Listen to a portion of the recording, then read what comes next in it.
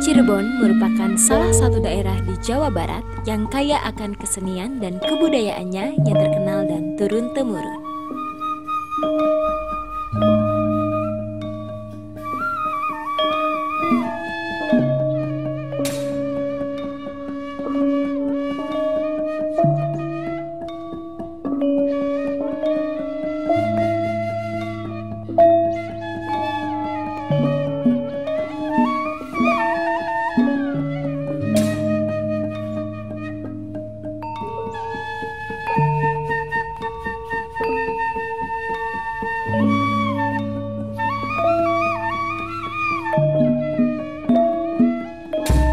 Selain dari itu, ada kesenian yang tidak kalah menariknya, yaitu macapat. Bismillahirrahmanirrahim, kula nedha maring yang kuasa kang murahing sakarsane ing dalem dunya sinung rejeki kang derma miliki tanana kekurangan munggu yang kang agung ing tembe ngasing akhirat angganjara maring kang mabakti ngapura wong kang dosa. La ilaha illallah. Macapat merupakan karya sastra klasik kesenian tradisional. Meskipun tidak sepopuler seperti dahulu, saat ini masih ada beberapa orang Cirebon yang masih mengembangkan macapat dalam acara-acara tertentu.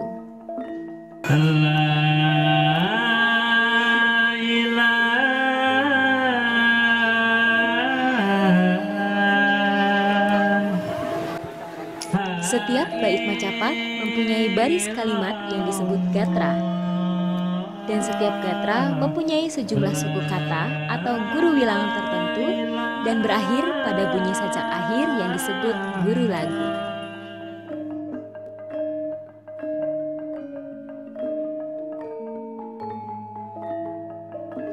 Macapat secara umum adalah petuah atau petunjuk tentang bagaimana perjalanan hidup manusia dari mulai alam rahim sampai kembali ke alam baka.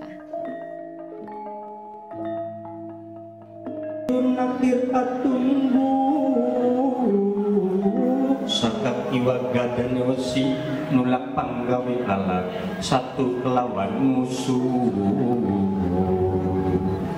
pangeret tarajul rijal under ulu bali panglunui ambalik laroga.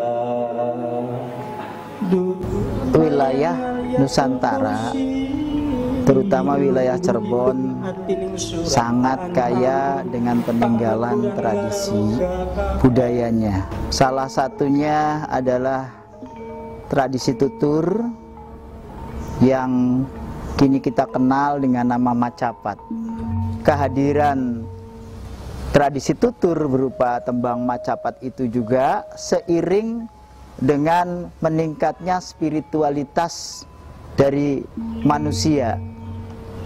Ketika Cirebon tumbuh menjadi sebuah daerah Islam sebagai salah satu pusat penyebaran agama Islam di Jawa Barat dan sekitarnya, dan kemudian dengan dukungan Wali Songo atau Wali Sembilan mempunyai tugas untuk mensiarkan Islam di seluruh Jawa.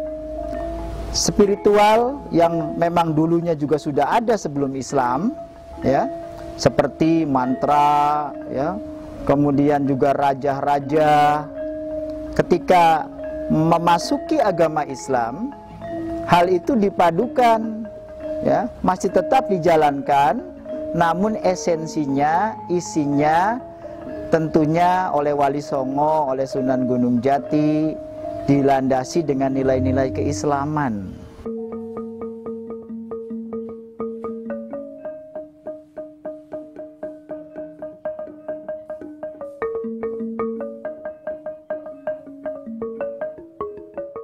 Ceritanya Babat Cirebon, Babat Ki Kuwu.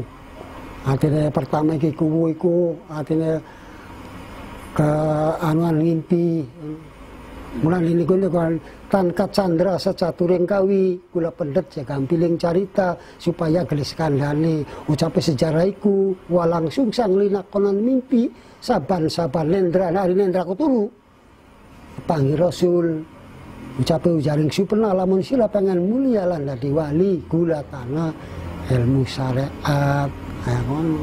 Yakin sih wis sejarah mau sih kayak kono wong memitu wong munjuk sunan, wong arepan sunatan lho gawe hajat apa, iku tiap sedurunge hajat ayo nanggap iya dene diano kan wong majapat, wong melekan, wong maca mune kamu. Ari majapat artinya kaya ngono, artinya telabange Kang susah, sulit kan dicela, dimanfaatkan. Kepenguan ya apa madani gitu lho. Mari turu sedurunge turu apa sih Mak? Ya kon jendraken kembang sana mambak mawur kasarang ning kumbang dadi jojoan mangsawan deruk puter pada muli prakutut ngungkung ning pilang uline ngagas ning ati malu-malu tadi ya aline ka mung bae lu ya padha wae tuwa yo ngarani kita lele. Tembang Macapat ini sudah sejak lama dapat dibagi menjadi 3, yaitu tembang gede atau sekar ageng, kemudian juga ada tembang tengahan atau sekar tengahan, dan yang ketiga itu tembang alit ya atau sekar alit. Adapun tembang gede dan tembang tengahan sudah sangat sulit direkonstruksi. Yang masih bisa kita rekonstruksi karena masih ada beberapa tokoh yang bisa melantunkannya, yaitu adalah sekar alit yang dalam versi Cirebon ini terdiri dari 11 tembang atau 11 pupuh. Apan salira ayu ingadaran kang widadari rineksa malaikat lan sagunging para rasul pinayungan hyang sukma tiadam utaku bagenda esis pangucapku ya Musa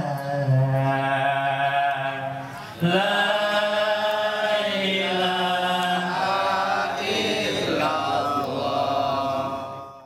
yang disebut tembang alit ya atau tembang kecil itu masih bisa kita dapati informasinya.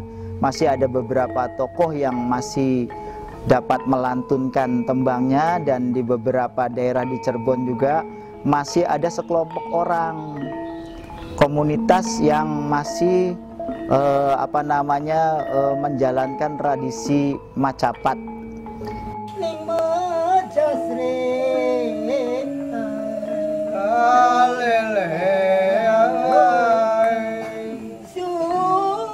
Susukan sinujung gebang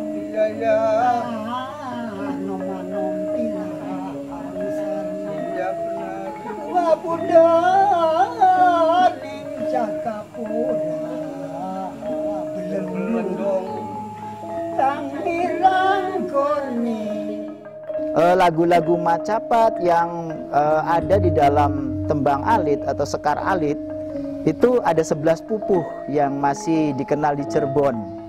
Yang pertama adalah pupuh Mas Kumambang, yang kedua adalah pupuh Mijil, yang ketiga adalah pupuh Kinanti, yang keempat adalah pupuh Sinom, yang kelima adalah pupuh Asmarandana, yang keenam adalah pupuh Dangdang Gula, yang ketujuh adalah pupuh Pangkur, yang kedelapan adalah pupuh Durma, yang kesembilan adalah pupuh Gambuh, yang kesepuluh adalah pupuh Megatru, dan yang terakhir adalah pupuh Pucung atau pocong sebagai penanda akhir daripada siklus kehidupan manusia, yaitu kematian.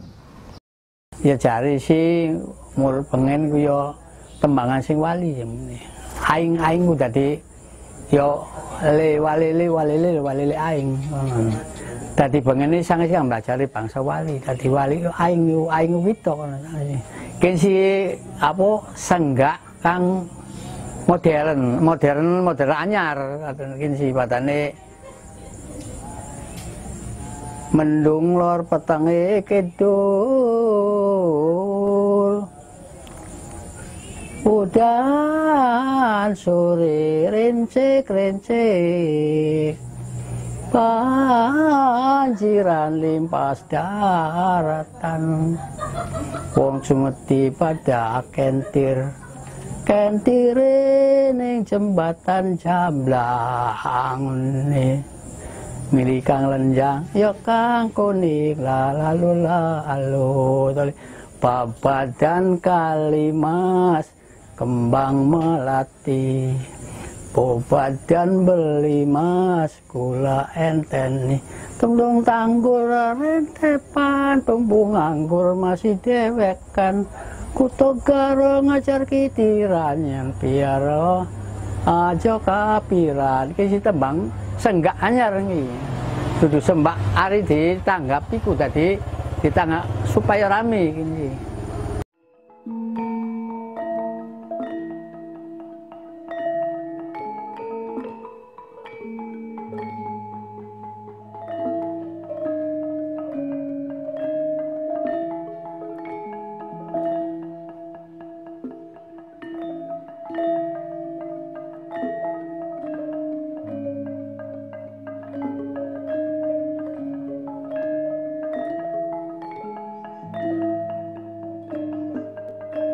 Sebelas pupu itu bercerita bagaimana siklus kehidupan manusia. Dari awal ada di dalam kandungan. Nah, pupunya adalah Mas Kumambang. Sebagaimana kita tahu ketika kita di alam rahim, orang tua kita tuh tidak tahu sebelum ada teknologi ya kayak USG dan lain sebagainya, apa yang ada di dalam kandungan sang ibu. Apakah bayinya laki-laki atau bayinya perempuan? Semuanya masih ngambang atau Mas Kumambang. Sampun panggu sepayan ing prau konting sigra papar layar kemodi woden kujengi maca bismillah ing lampah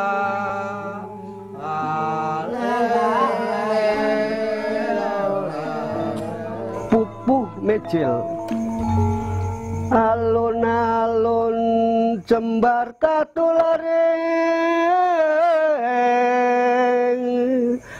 pasar mujur ngalor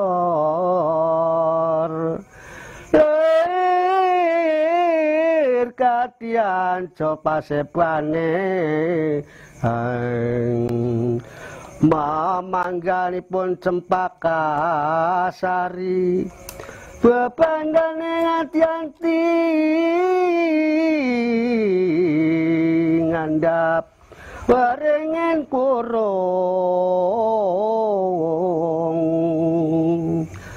la la la la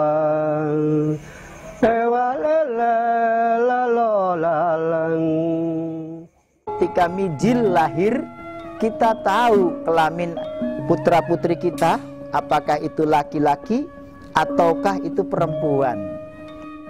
Bayi itu tumbuh menjadi seorang anak balita, di mana anak balita itu kita sebagai orang tua harus punya perhatian, harus menuntun agar sang bayi itu tidak celaka atau salah jalan. Makanya kita sebagai orang tua itu tentunya melakukan kinanti. Kinanti itu menuntun, mendidik agar anak kita menjadi seorang anak yang bisa kita harapkan kelak, yaitu anak yang soleh dan soleha.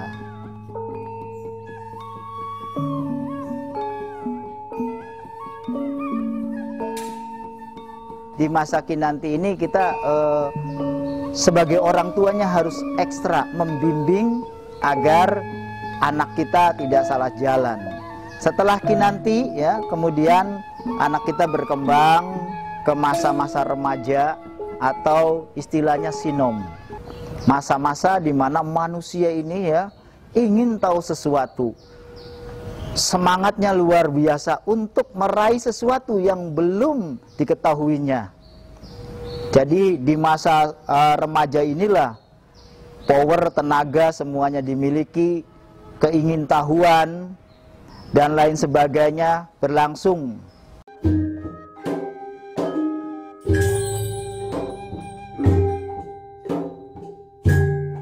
Mereka kemudian menginjak kepada satu fase namanya asmarandana. Gejolak asmaranya sudah muncul, menyenangi lawan jenisnya. Yang putri ingin mendapat perhatian dari seorang pemuda, adapun seorang pemuda ingin juga mendapat perhatian dari remaja putri atau seorang gadis. Nah, pada fase itu juga menarik, selain ada ketertarikan dengan lawan jenis ya, ada juga pada masa itu yang terpaut dengan semangat untuk meraih cita-cita atau belajar dengan sungguh-sungguh, atau istilahnya dangdang gula, menggali, mencari sumber-sumber ilmu atau kemanisan untuk hidupnya kelak.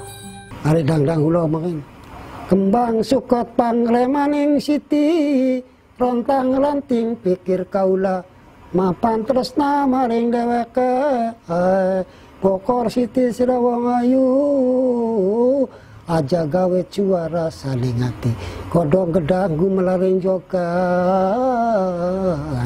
kapan daya si denok rawu, lirik kade damar kanginan ari mesem wong ayu diincrit-incrit,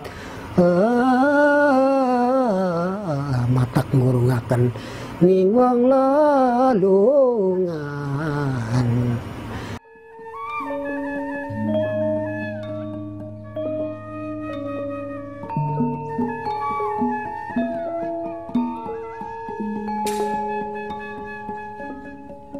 Kemudian setelah menghadapi pilihan, tertarik kepada lawan jenis dan tertarik kepada untuk mendalami ilmu pengetahuan dan agama, maka kompetensi dari seorang anak manusia mulai ada. Berbagai macam teori dipelajarinya, sehingga sampailah manusia itu punya pemikiran yang namanya pangkur. Kadang menyimpang, kadang mungkur, membelakangi, karena banyaknya ilmu-ilmu yang dipelajari. Dan selanjutnya, pada fase selanjutnya, sampailah kepada pupuh durma, sebagai simbolisasi seorang manusia ketika sudah banyak referensi, sudah banyak ilmu pengetahuan, dalam mempertimbangkan sesuatu itu durma, maju mundur.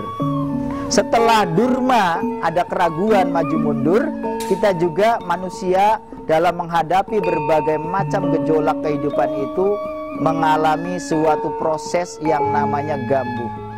Kebingungan kita, yang benar, yang hakiki, yang mana?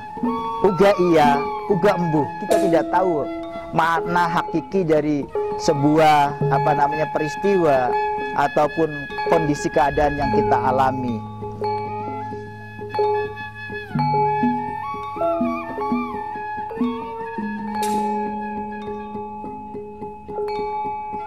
Sampai akhirnya berbagai fase dijalani manusia, sampailah kita ini pada saat-saat kritis, yaitu yang disebut megatruh, sakaratul maut, yang tidak bisa kita berhindar darinya, manusia berhindar darinya, gedongana kuncenana, wong mati mangsa wurunga. Meskipun kita berteduh di tempat gedung, kemudian dikunci, yang namanya kematian atau sakaratul maut akan menemui kita. Ada sebuah firman, kullu nafsin za'iqatul maut, manusia yang bernyawa pasti akan mengalami kematian. Bapak pocong umamu madhap melur, mencloe ning lambung kiwa kanan kiri cekelane yen wis teka si pocong utaku waya Bapak pocong umamu madhep melur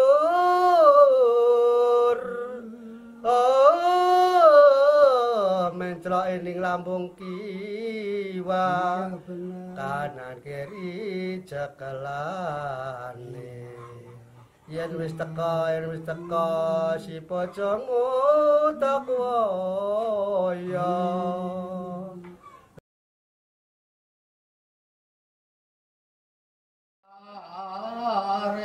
iya bener sing Mekah iku asale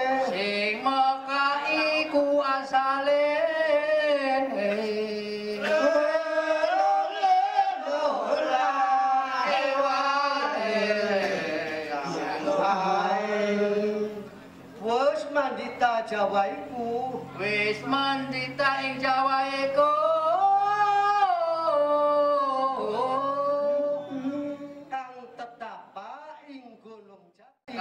Apabila sudah datang waktunya Tuhan berkehendak untuk mengambil nyawa kita, semua orang tidak bisa menghindar ataupun menolak. Begitu banyak petuah dan nasihat berharga yang diturunkan kepada kita melalui tembang Macapat. Dengan adanya tembang Macapat ini, kita sebagai manusia dapat menjadikan Macapat sebagai salah satu pedoman untuk bertutur, bersikap, dan berperilaku dalam kehidupan di tengah masyarakat. Mari kita jaga tembang Macapat agar terus lestari sebagai warisan budaya Indonesia.